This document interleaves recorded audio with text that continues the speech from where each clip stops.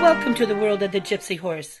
Bred by the Gypsies in Great Britain as a draft animal, this is one sturdy, compact, muscular, and large-boned horse. 14 to 15 hands is the average size. The Clydesdale, Frisian, Shire, and the Dale pony were all combined in the making of this very unique gene pool. Bred for strength and endurance, the Gypsy horse was also known for their calm, sweet, and docile disposition. They have a willingness to please their human and work well with them also. Only a light and kind hand is needed to train the Gypsy horse. They make an excellent first choice for any family.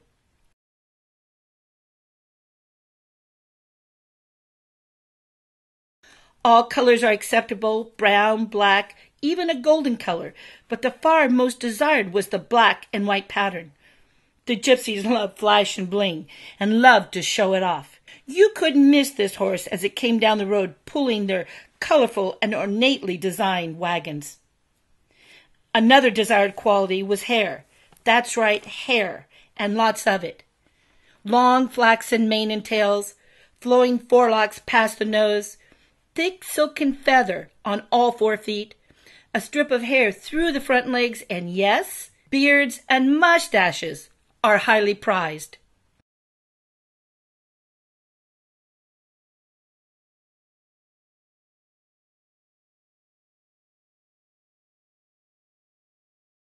This is the famous and beloved Lion King.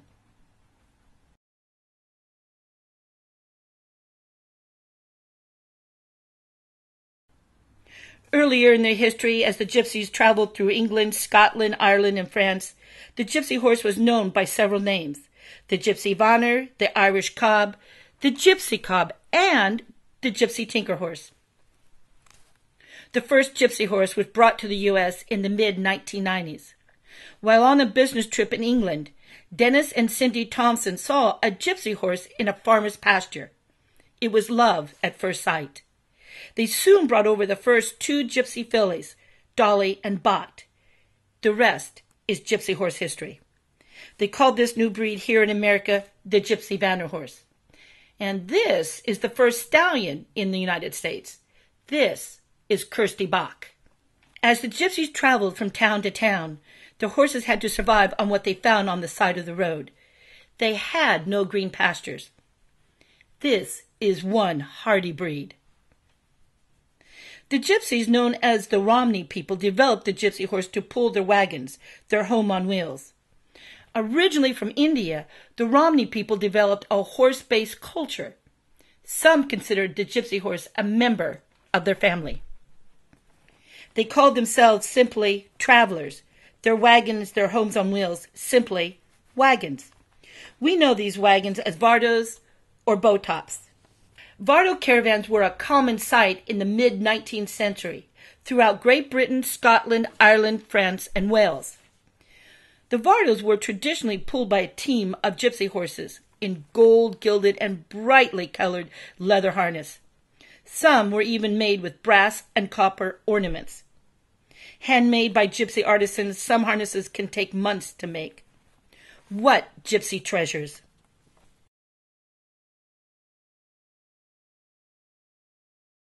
Each square inch of the Vardo was lovingly handcrafted and brightly decorated by Gypsy artisans and coach builders. Each artisan and coach builder had distinct style and pattern. There are only a few of the Gypsy artisans left that can handcraft these Gypsy treasures, these artifacts, in the traditional Gypsy way. The Vardos had kitchens with stoves and chimneys, sinks, fireplaces, tables, folding wall beds, closets, and storage units. They were all built into these homes on wheels. Brightly colored and elaborately decorated with hand-spun ornate fabrics with beautiful hand railings and ironworks, gold leaf paint and scroll works that encompassed the Vardo were common. Decorated with colorful paintings of griffins, birds, lions, horses, and other animals. Plant and floral designs, some made in gold leaf paint, were all brightly painted by the hands of these gypsy artisans. As the owners of these wagons were cremated in the wagons, along with some of their possessions, these gypsy bardos are getting rare and hard to find. This is Mr. Troy Caulkins. He's the head wrangler at the R Gypsy Ranch here in Lodi, California. Thank you, Troy, for being with us today. Well, thanks for having me. Now look at this broad back, this big bone, these large feet. What a little powerhouse. Yes, Gail, horses are a draft breed to haul heavy covered wagons all day and sometimes on into the night. Yeah, now this horse has a really sweet little eye. It looks like it might be like really good with children, is it? Yes, they're excellent with the young kids. They're a real docile animal. Yeah, it looks like a good beginner's horse. Yes. Now, does this breed of horse have any special requirements or problems that we need to know about? Just overeating. They like to eat. Do you recommend oat hay then? Yes, oat hay or grass hay. They're really a chunky, easy-keeping horse. These are large feet. I imagine they take large shoes.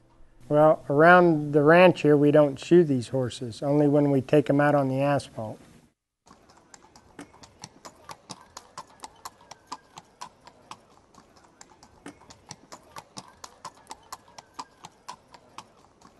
Troy, what would you say is this little horse's best attribute? Its kindness, its sweetness, its docility, its intelligence?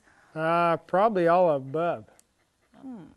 Well, if this horse had to pick out your best attribute, what do you think this horse would say? He'd probably say all above. With that in mind, let's ride.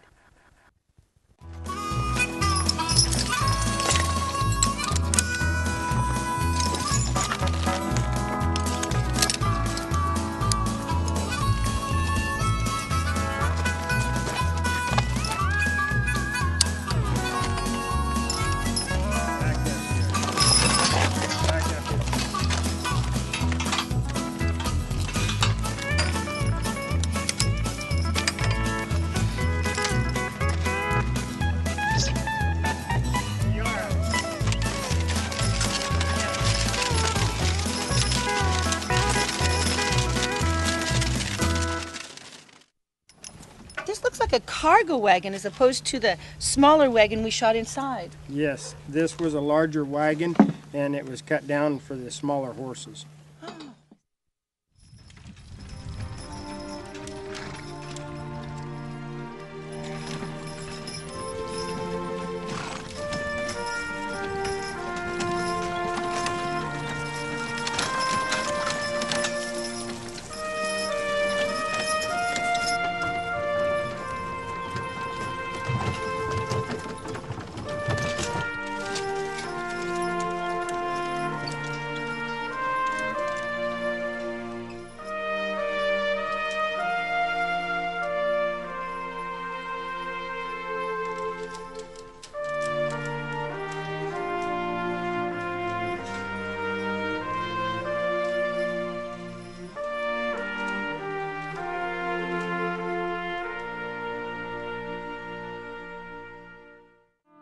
I want to thank Sharon Schofield at the R Gypsy Ranch here in Lodi, California.